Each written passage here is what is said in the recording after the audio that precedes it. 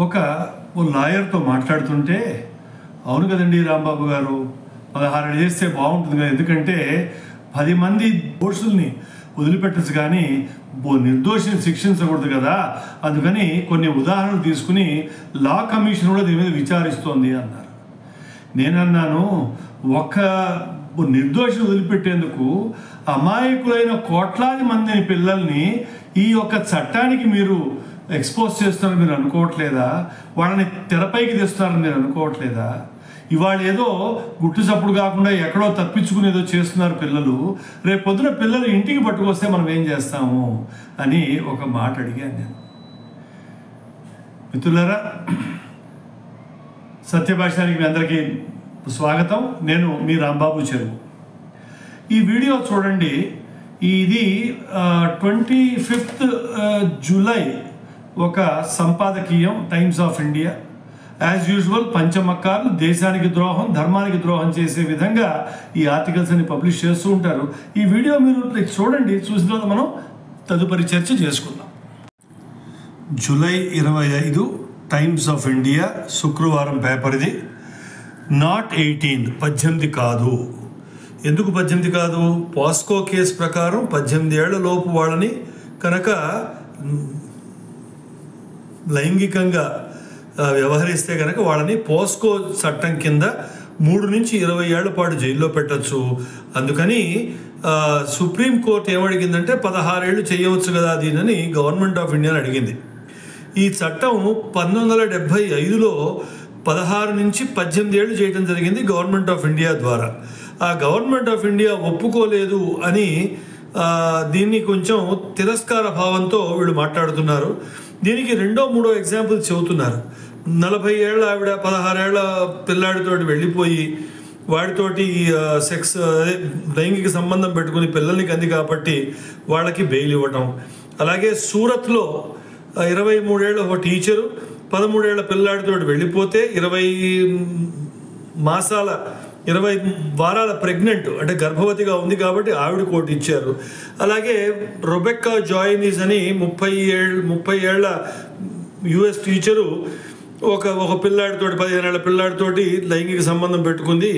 అలాగే యుఎస్లో మేరీ కే లిటోర్నియా ఆవిడకి 34 ఏళ్ళు, ఆవిడ ఒక 13 ఏళ్ల పిల్లాడితోటి గర్భవతి అయింది. తర్వాత ఆవిడకి 2 పిల్లలు కన్నారు. ఇటువంటివన్నీ కేసులు చూపిస్తూ భారతదేశంలో ఈ చట్టం అమలు చేయాలి అని చెప్పి మన మీద ఒత్తిడి పెడుతున్నారు. ఈ వీడియో మీరు చూశారు కదా, టైమ్స్ ఆఫ్ ఇండియాది. తెలుగులో మీకు వివరించి చెప్పాను నేను. దీన్ని ఆధారంగా తీసుకుని ఇందిరా జైసింగ్ అని ఒక పంచమకార్లో భాగం కమ్యూనిస్టు ఐడియాలజీ ఉంది, ధర్మానికి వ్యతిరేకంగా దేశానికి వ్యతిరేకంగా పనిచేసే ఆవిడ మొన్న PIL ఒకటి దాఖలు చేసింది. 16 ఏళ్లకి ఈ లైంగిక వేధింపుల చట్టాన్ని 16 ఏళ్ళకి తగ్గించాలి. దాన్ని మ్యూచువల్ కన్సెంట్ అంటే ఇద్దరు ఒకళ్ళంటే ఒకళ్ళు ఇష్టపడి చేసుకున్న ఆ లైంగిక సంబంధాన్ని మనం హర్షించవలే కాబట్టి 16 ఏళ్ళకి చేయండి. ఎందుకంటే ఆల్మోస్ట్ 35% అన్నీ కూడాను 16 నుంచి 18 ఉన్నాయి అని ఆవిడ వాదన పెడుతూ PIL సుప్రీంకోర్టులో దాఖలు చేసింది. దీనికి మీరు 2018 సెప్టెంబర్లో కనుక వెళ్ళినట్టయితే అప్పట్లో చంద్రచూడ్ అని ఒక ఆయన ఉండేవాడు, సుప్రీంకోర్టు జడ్జి. ఆయన ఏమన్నాడంటే, నీ భార్య నీ సొంతం కాదు, ఆవిడకున్న యాంబిషను ఆవిడకున్న దృష్టి పెట్టి ఆవిడ ఎవరితోన్నా పడుకోవచ్చు, ఎక్కడన్నా పడుకుని ఇంటికి రావచ్చు, దాన్ని దోషం పట్టే పని నీకు లేదు అంటే భార్యను కూడా ఇంట్లోంచి బయటికి వెళ్ళగొట్టే ప్రయత్నం చేసుకున్నాం. అంటే భార్య నీతో పడుకోలేదు, ఇంకోటితో పడుకుంటుంది, అటువంటిప్పుడు ఇంట్లో ఉంటాం ఎందుకు? అంటే మన దేశంలో ఉన్న వైవాహిక చట్టము, వైవాహిక సంస్థాగతంగా ఏదైతే ఉందో దాన్ని ఎట్టి పరిస్థితుల్లో కూల్చివేయవలే అని ఈ పంచమక్కారులందరూ కూడా ఆలోచన భాగం. ఇంతకుముందు కూడా చెప్పుకున్నాం మనం ఈ విషయాన్ని. మిత్రులారా, వీళ్ళు చెప్పే ఎగ్జాంపుల్స్ ఉదంతాలన్నీ కూడాను అక్కడో ఉదంతం లైక్ సూరత్లో, అక్కడో ఉదంతం బొంబాయిలో, అక్కడ బహుశా చెన్నైలో ఎవరినో ఒకళ్ళో రెండో ఉదంతాలు ఉండొచ్చు. అంటే 40 కోట్ల మంది పిల్లలు 5 ఏళ్ల నుంచి 18 ఏళ్ల వరకు గనక 45 కోట్ల 25 కోట్లు 30 కోట్ల పిల్లలు గనక ఈ వయస్కులు వాళ్ళు ఉన్నట్టయితే గనక వాళ్ళల్లో 58,000 కేసులు నమోదైనాయి. ఇంకొక 58,000 అవలేదే అనుకుందాం మనం. అంటే వెరసి 1,10,000 1,16,000 కేసులు రిజిస్టర్ అవ్వవలసి ఉన్నది. అటువంటి 1,18,000 కోసం మనము మొత్తం 30 కోట్ల మందిని కూడా ఈ చట్టం ఉంది, మీరు ఇష్టం వచ్చినట్టు మీరు రెచ్చిపోండి, ఇంట్లో తల్లిదండ్రి మాట మీరు పట్టించుకోకర్లేదు, మీ మనసుకి ఏది వస్తే ఆకలేసి అన్నం తినండి, శరీరంలో కదలికి వస్తే ఆ శరీర అనుభవాలను అనుభవించండి అని చెప్తోంది. ఏమిటంటే కనుక ఇంటి వ్యవస్థని కూల్చే ప్రయత్నం, ఈ ధర్మాన్ని పడగొట్టే ప్రయత్నం చేస్తున్నారు. మిత్రులారా, ఇది మనం ఆలోచించవలే. ఎందుకంటే ఈ దేశానికి ఇప్పటిదాకా వెన్నుముక్క ఆయువు పట్టు ఏమిటంటే కలిసి ఉండే కుటుంబాలు. వ్యాపార రీత్యా, ఉద్యోగ రీత్యా ఇండస్ట్రియలైజేషన్ అయినప్పటి నుంచి, అంటే 1745 తర్వాత నుంచి ఇండస్ట్రీస్ రావడం మొదలెట్టినాయి. కుటుంబాలందరూ కూడా ఉద్యోగం కోసమని అలో లక్ష్మణ అనుకుంటూ పొట్ట చేత పట్టును ఒకళ్ళు వాళ్ళ గ్రామాలు వదిలిపెట్టి పట్టణం బాట పట్టడం మొదలెట్టారు. అది 1917 నుంచి ఇంకా ఎక్కువైపోయింది. నేను ఇవాళ 61 ఏళ్ల వాడిని. నా వయసులో ఉన్న వాళ్ళందరూ కూడా ఈ పట్టణాల్లో తమ తల్లిదండ్రులు వచ్చి గ్రామాల నుంచి వచ్చిన ఫస్ట్ జనరేషన్ వాళ్ళు మా తల్లిదండ్రులు, వాళ్ళకి పుట్టిన వాళ్ళం మేము కూడా చాలా వరకు ఈ పట్టణీకరణలో పడిపోయాం తప్ప ధర్మం గురించి ఆలోచించిన వాళ్ళం కాదు. ప్రపంచవ్యాప్తంగా వీళ్ళు చెప్పే ఎగ్జాంపుల్స్ ఏమిటంటే యూకేలో 15 ఏళ్ళు ఉంది, ఆస్ట్రేలియాలో 14 ఏళ్ళు ఉంది, యూఎస్ఏలో 16 ఉంది, ఇంకో చోట ఉంది. అంటే వాళ్ళ వ్యవస్థకి మన వ్యవస్థకి చాలా, అంటే నక్కకి నాగలోకాలకు ఉన్న తేడా ఉంది. అక్కడ నేను కంఠాపదంగా చెబుతాను, పెళ్ళి అనేది ఒక కాంట్రాక్ట్. ఎవరి ఇష్టం వచ్చినట్టు వాళ్ళు వెళ్ళిపోవచ్చు, ఎవరి ఇష్టం వచ్చినట్టు వాళ్ళు విడిపోవచ్చు. ఆ విడిపోయిన కారణంగా యూఎస్లో కానీ యూకేలో కానీ మిగతా ఈ పాశ్చాత్య దేశాలని ఉనికి పుచ్చుకున్న వాళ్ళందరూ రాష్ట్రాల్లో ఇవాళ ఎట్లా ఉన్నాయంటే 45 నుంచి 60% వరకు సింగిల్ పేరెంట్సే. ఆ సింగిల్ పేరెంట్ దగ్గర పిల్లలు పెరుగుతున్నారు. వాళ్ళని ఏమన్నా వాళ్ళని తప్పుగా చూస్తారేమో అని చెప్పి గవర్నమెంట్ కంట్రోల్ తీసుకుంటూ వాళ్ళకి ఇటువంటి చట్టాలు చేసింది. కాన్వెంట్ స్కూల్స్ అట్లాగే పుట్టినాయి.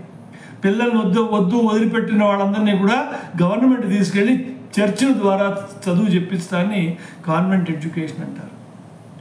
కాబట్టి మిత్రులారా, మన దేశం ఎలా కూలిపోవాలి అనే ప్రయత్నం బయట దేశాలు చేస్తున్నాయి. మనలో ఉన్న ఈ పంచమక్కార్లు, అంటే మళ్ళా అదే చెప్పాల్సి వస్తుంది మీకు, నేను మిషనరీలు, ముల్లాలు, మౌల్వీలు, మార్క్సిస్టులు, మ్యాకలే విధానంగా చదువుకున్న వాళ్ళు,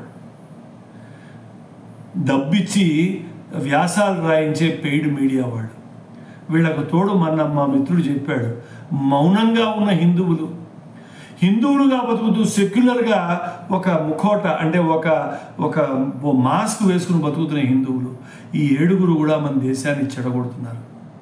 కాబట్టి మీరు అప్రమత్తంగా ఉండాలి. 16 ఏళ్ళు కానివ్వకూడదు, దీన్ని 18 ఏళ్ళ వరకు పెట్టాలి. దీనిలో ఇంకొక రహస్యం ఏమిటంటే, ఈ లవ్ జిహాద్ కేసులన్నీ చూస్తే కనుక 85 నుంచి 90% పిల్లలందరినీ కూడా వాళ్ళు అట్రాక్ట్ చేస్తుంది. 10th క్లాస్ నుంచి 12th క్లాస్ లోపల పిల్లల్ని వాళ్ళు అట్రాక్ట్ చేస్తున్నారు. 10th క్లాస్ పిల్లలు 100 మందిలో 80 మంది 10th class intermediate first year పిల్లలే ఉంటారు. వాళ్ళకి అప్పుడు 16 ఏళ్ల యుక్త వయసు వచ్చి ఉంటుంది. 10వ క్లాస్లో ఉంటే 15 వాళ్ళకి, ఇంటర్మీడియట్ పాస్ అయి ఉంటే 18 దాటి ఉంటారు. అంటే కాస్త మానసిక సమతుల్యత అప్పుడు ఏర్పడుతుంది పిల్లలకి. ఆ లోపల కనుక పెళ్ళి చేసుకున్నా, ఆ లోపల కనుక మతం మారినా కూడా అది గవర్నమెంట్ చట్టం ప్రకారం అది అవ్వలేదు అని చెప్పి పిల్లల్ని వెనక్కి తీసుకురావచ్చు. కాబట్టి ఈ ప్రభుత్వం దేశం కోసం ఆలోచిస్తోంది. ఇటువంటి పంచమక్కారులు మనలో ఉన్న హిందువులు కూడా దేశం కోసం కాదు, ఒక వర్గం కోసం ఆలోచిస్తున్నారు, వాళ్ళ కోసం పాటుపడుతున్నారు, తెలుసో తెలియకు. కాబట్టి మిత్రులారా, ఇది మీరు కూడా మీ ఉద్యమం, మీ గళాన్ని, మీ గొంతుని వినిపించండి. ఈ చట్టం రాకుండా చూడండి. దీనికోసం ఉద్యమం చేయాల్సి వస్తే ఉద్యమం చేద్దాం, పిఐఎల్ వేయాల్సి ఉంటే పిఐఎల్ వేద్దాం. ఫస్ట్ మీ పిల్లలతో మాట్లాడుకోండి, మీ చుట్టాలతో మాట్లాడుకోండి, మీ మిత్రులతో మాట్లాడుకోండి. ఇదే కనుక సత్యభాషని మీరు మొదటిసారి వింటుంటే కనుక ఈ శీర్షిక కనుక మీకు అర్థమయ్యి మీకు నచ్చినట్టుంటే, దేశహితం కోసం ధర్మహితం కోసం అనిపిస్తే కనుక ఈ సత్యభాషానికి సబ్స్క్రైబ్ చేయండి, బెల్ ఐకాన్ నొక్కండి, ఈ వీడియోని లైక్ చేయండి, షేర్ చేయండి. వచ్చే శీర్షిక వరకు ఉంటాను మరి. రాంబాబు చెరువు, హైదరాబాద్.